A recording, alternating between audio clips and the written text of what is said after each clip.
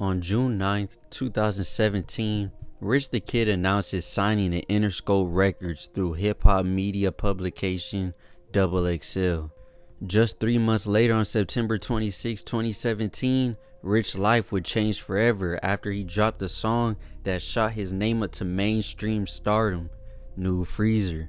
Featuring one of rap's biggest names, Kendrick Lamar, this song went on to peak at 41 on Billboard Hot 100 and stayed on for a consecutive 19 weeks. Rich didn't just stop there though, because just 5 months later, still riding the success of New Freezer, on February 9, 2018, Rich came back with his biggest song to this day, Plug Walk, which charted at number 13 on Billboard Hot 100, even receiving a remix featuring the likes of Gucci Mane, YG, and 2 Chainz. After the success of these two songs, Rich dropped his third and final single before the album named Dead Friends, which many people believe was a diss at fellow rapper Lil Uzi Vert, which I'll speak on in just a few.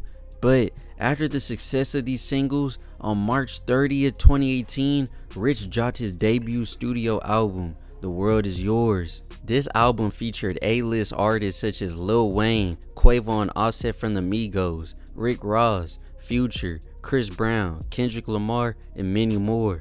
With the combination of 2 hits under his belt and all these features, this album debuted at number 2 on Billboard Hot 100, selling 52K first week, only getting blown out by The Weeknd's 6-track EP My Dear Melancholy, which sold a crazy 169K first week. Unfortunately, this was the peak of Rich the Kid's career, and I believe the downfall all starts with one artist, Lil Uzi Vert. I just want to keep this section short and quick only because this has been a beef that's been covered by all sorts of medias in music for 6 fucking years now, and I don't believe that I can have any input that hasn't already been said by someone who's read it in an article or made a video. So I'm gonna quickly move past. According to my research, this beef basically started around the time when Lil Uzi Vert was in the middle of his battle with DJ Drama about contract issues, leaving Lil Uzi Vert to go to the public and give a warning out to up and coming artists, saying the following: "And if y'all do sign to a major, don't sign to a rapper or DJ. It's just easier when the time come for that fake shit." That was said by Lil Uzi Vert, and all Rich the Kid had to do was mind his own business and not respond, but he did respond, and he decided to say this: "That's why you should have signed Rich forever." Uzi then seen that tweet and responded by saying, "Boy, I'm not signing for 20 racks."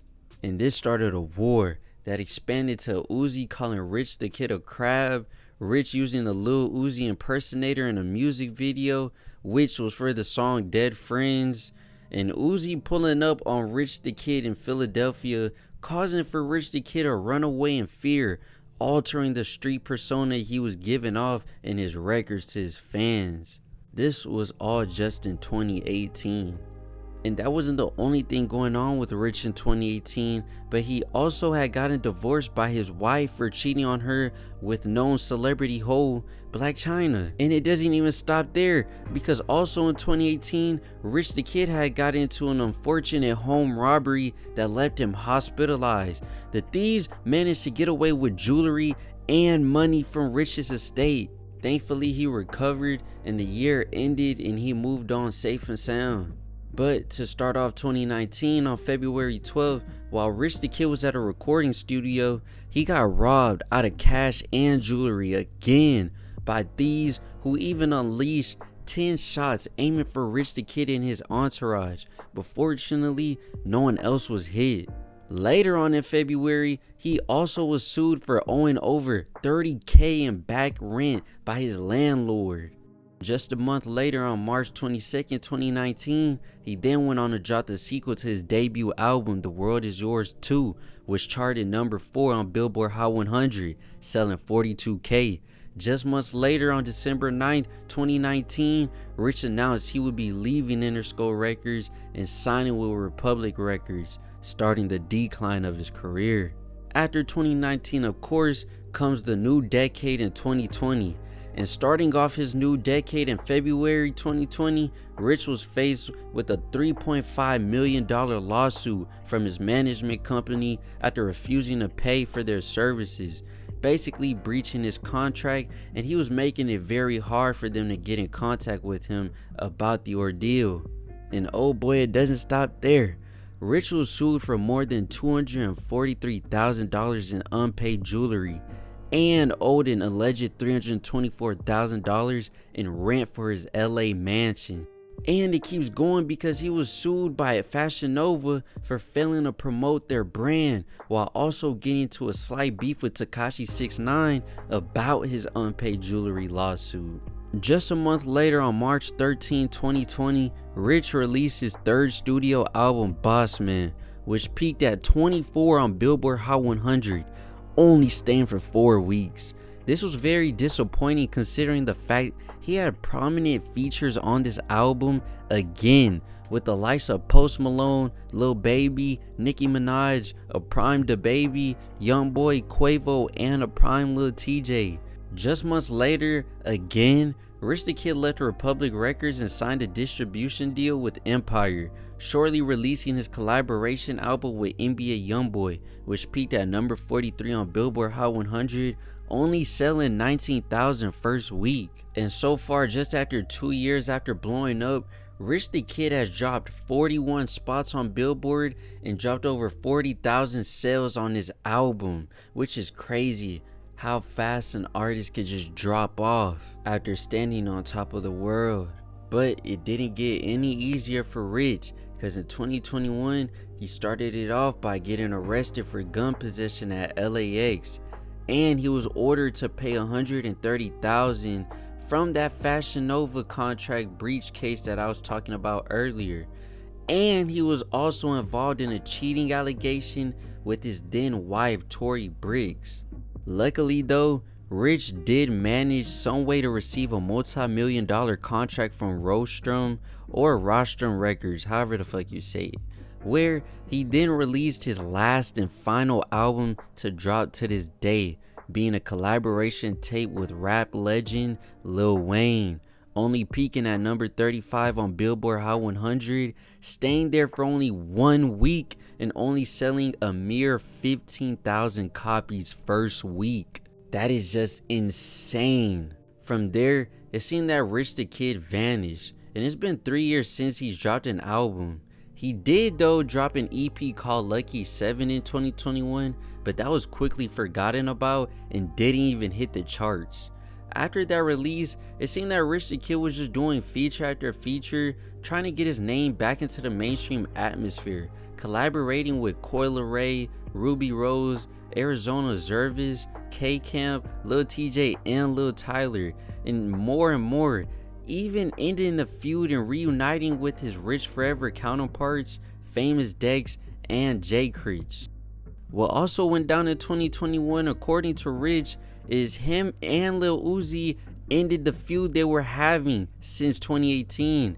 It seems that nothing Rich the Kid did though would help him raise his stock, causing for his monthly listeners to continuously drop further and further down month by month, until the release of Kanye West and Ty Dolla $ign collaborative album Vultures 1, which features Rich on one of the most trending songs of 2024 at this point of time, Carnival. This song is everything Rich needs to add fuel to his comeback. Before the release of this album, Rich sat at 5 million monthly listeners, but after the release, he quickly shot up to 20+ million listeners just a month later. This song alone helped Rich the Kid receive his first ever #1 single. This became his most streamed song in years, sitting on top of all his singles on all major listening platforms. And the best thing of it all, he had a good verse, which I know most people actually listen to this song for not just Playboi Carti verse, but also for Rich the Kid's. And with the announcement from Rich himself saying that Kanye West and Ty Dolla $ign will be exclusively producing his next album, it's now all up to Rich the Kid to either make up for the past 3 years of silence or to fall back off into mediocrity. If you made it this far into the video, man, go ahead, like, subscribe, join the militia. It's been your boy Zio.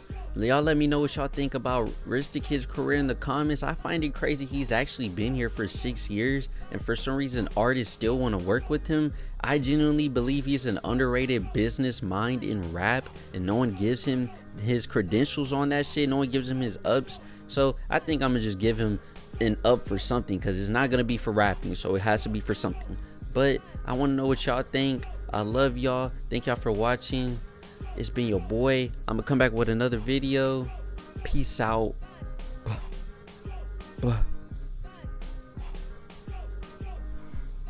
Soldier. Ow.